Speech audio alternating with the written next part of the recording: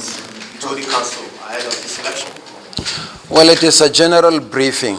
You know, it's in keeping with the tradition that on the eve of major elections, general election in particular, the Commission is invited to brief Council. It is also invited to brief the Council of State.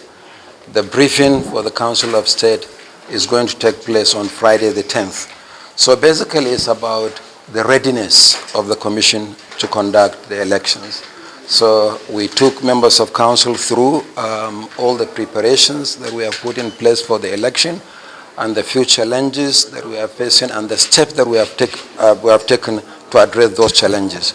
I can tell you two of these challenges quickly.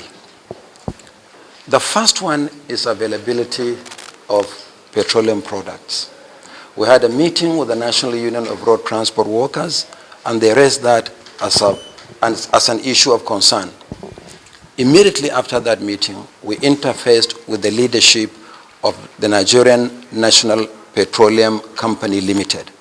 And right now, there's a technical committee working. The idea is for them to avail us the use of their over 900 land mega stations as well as floating mega stations nationwide for the purpose of stocking products to ensure that the Commission doesn't suffer any encumbrances in movement of personnel and materials for the election.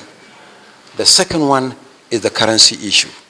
And again, we had an engagement yesterday with the governor of the central bank, and he assured us that the Commission will not suffer any encumbrances on that score. Fortunately for us, all our accounts, national and state, are held by the Apex Bank.